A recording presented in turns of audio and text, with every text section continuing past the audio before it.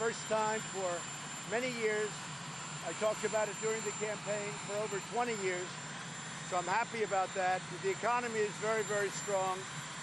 If you look at the stock market over the last few months, it's been great. And certainly since my election, it's up getting close to 50%, the stock market. So we're obviously very happy with that. We will, I think as soon as these trade deals are done, if they get done, and we're working with China, we'll see what happens. But I think you're going to see a very big spike. A lot of people are waiting to see what happens with the China deal. Mexico, Canada is done. We'll be submitting to Congress very shortly. And that's a great deal for the United States, so we're very happy about that.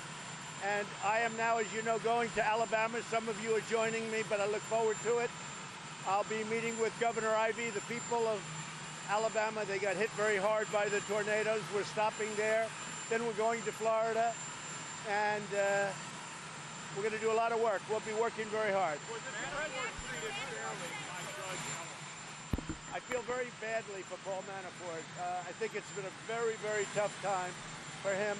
But if you notice, both his lawyer, a highly respected man, and a very highly respected judge, the judge said there was no collusion with Russia. This had nothing to do with collusion. There was no collusion. It's a collusion hoax. It's a collusion witch hoax. I don't collude with Russia. So I just want to tell you that his lawyer went out of his way, actually, to make a statement last night. No collusion with Russia. There was absolutely none.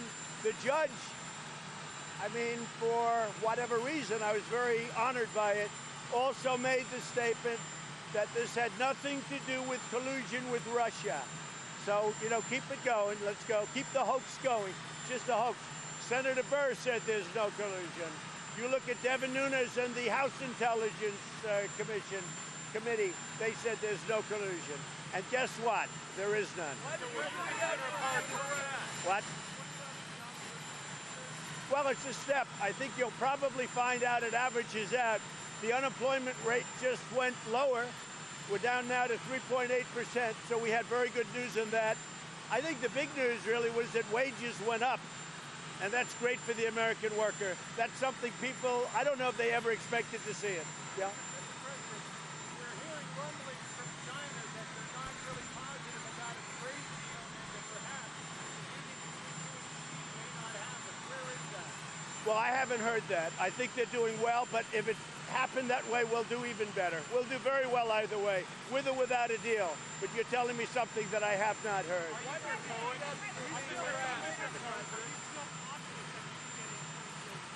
Yeah, sure, I'm confident. But if we don't make a very good deal for our country, I wouldn't make a deal. If this isn't a great deal, I won't make a deal. Say it? I don't even discuss it. The only one discussing it is you. I haven't discussed it. I know that in watching and seeing you folks at night, that Michael Cohen lied about the pardon. And that was a stone-cold lie. And he's lied about a lot of things, but when he lied about the pardon, that was really a lie. And he knew all about pardons. His lawyers said that they went to my lawyers and asked for pardons. And I could go a step above that, but I won't go do it now.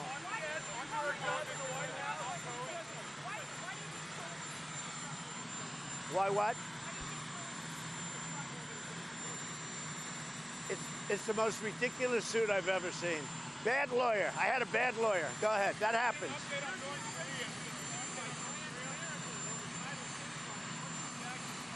We'll make a comment on it.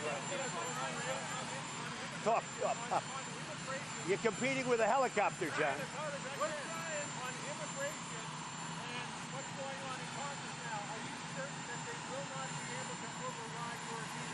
Well, I think that it's going very well. At the border, we're doing a great job. We're apprehending record numbers of people, 75,000 over the last short period of time. That's a lot of work, and with a wall, we wouldn't have to do it. No, I think we're doing fine in Congress. They understand it's an emergency.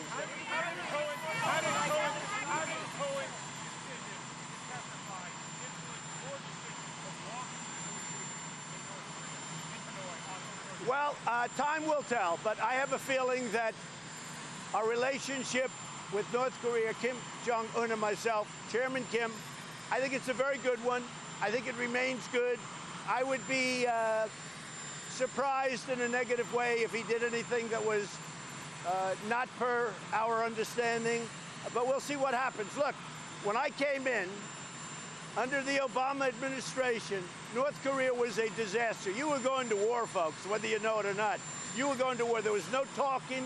There was testing. We didn't have our people back. We didn't have our great hostages back.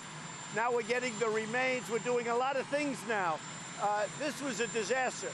I inherited a mess. In many ways, the Middle East, I inherited a mess.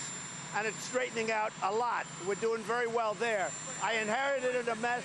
I inherited a mess with North Korea, and right now you have no testing, you have no nothing. Let's see what happens, but I would be very disappointed if I saw testing. What's the next step with North